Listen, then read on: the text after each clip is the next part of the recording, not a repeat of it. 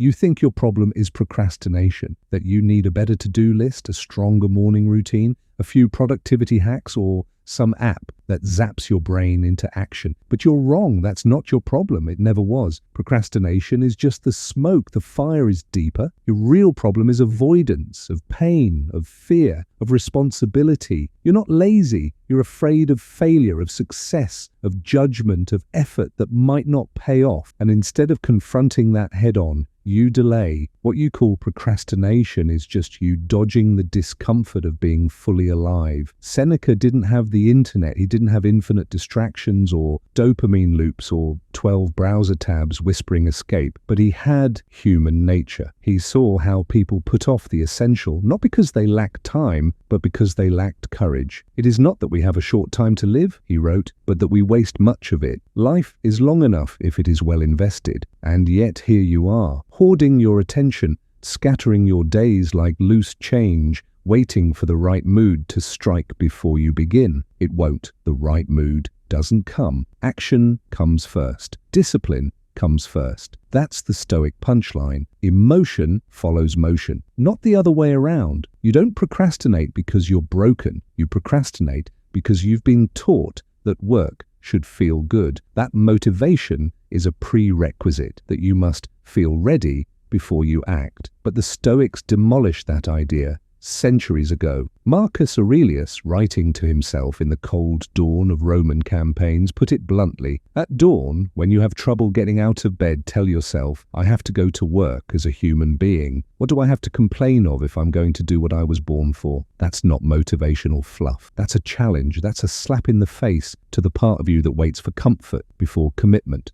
Here's the truth. Procrastination isn't your enemy. It's your teacher. Every time you delay, it's pointing to something deeper. Maybe you're chasing perfection because you can't stand being seen as ordinary. Maybe you're addicted to approval and every task feels like a test you might fail. Maybe you've built your self-worth on outcomes and starting something risks exposing that you're not as competent, not as special, not as invincible as you pretend. So you delay because not doing something keeps the fantasy alive. You can still be the kind of person who would. The Stoics saw through that too. Epictetus said, how long are you going to wait before you demand the best for yourself? Not the most praise, not the best outcome, the best of you, the part of you that doesn't hide behind delays. It's easy to tell yourself you'll do it tomorrow, but the Stoics didn't believe in tomorrow, not the way you do. They trained for death daily, not out of morbidity, but clarity. Memento mori. You could die today.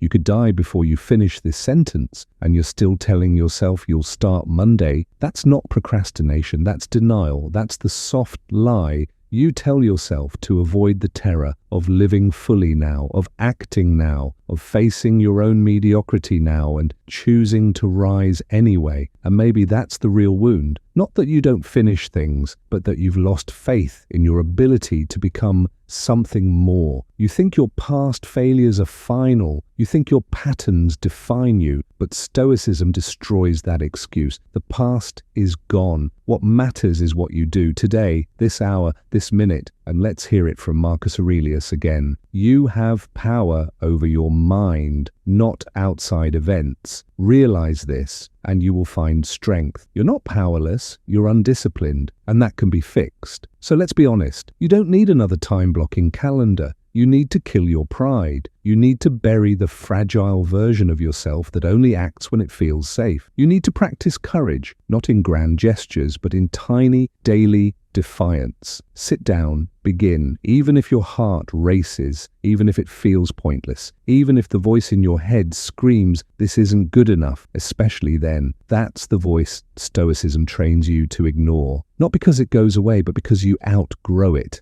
Seneca said it best. We suffer more often in imagination than in reality. You dread the task, not because it's hard, but because you made it into a monster, and the longer you wait, the bigger it grows. But once you begin, really begin, the fog clears, the monster shrinks, the resistance dies, because action is the cure. Stoicism doesn't offer comfort, it offers clarity. And the clearest truth is this: you already know what to do. You're just scared to do it. But courage isn't the absence of fear, it's movement through fear. That's why Stoicism isn't some cold intellectual philosophy. It's a practice, a battlefield discipline, and it shows up most when you're alone, when no one's watching, when the world has no demands, and you still choose to act. That's what separates a Stoic from a slave to emotion. One moves because it is right, the other waits until it feels right. You tell me who's free. You think procrastination is about laziness, but the Stoics saw deeper. They knew it was about misplaced identity. You've tied your sense of self to ease, to comfort, to praise, and anything that threatens that, any task that might expose your weaknesses, you avoid. But growth demands exposure. And the Stoics didn't run from it, they sought it. Epictetus said, "If you want to improve, be content to be thought foolish and stupid. That's the cost of change. You must look weak before you get strong.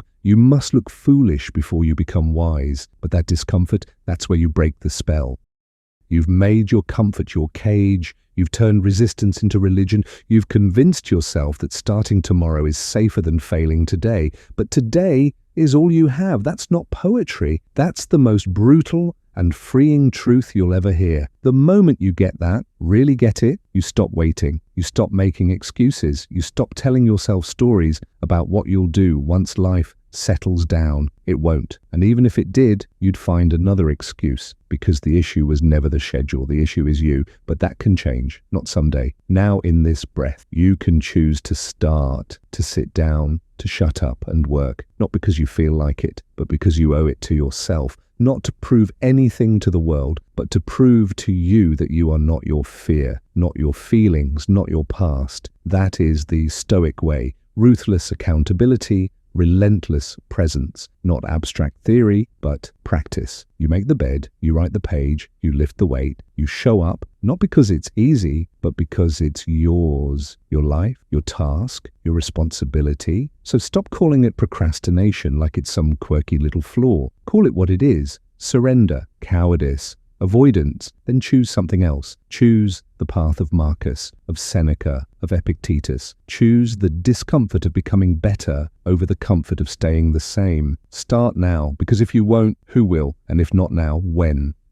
And hey, if even one sentence woke something up in you, don't keep it to yourself. Share it. Not for clout, for strength, for clarity, for someone else out there who needs to be reminded that they're not weak for wanting stillness. They're strong for chasing it. Like it, subscribe, speak this channel into existence, because maybe the numbers are low, but the impact, that's up to you. The world doesn't need more content, it needs more conviction. And if you've found any here, then make sure this voice doesn't get buried, because Stoicism isn't supposed to trend, it's supposed to last. And together, we can make sure it does. I'll see you in the next one. Stay sharp, stay grounded, stay stoic.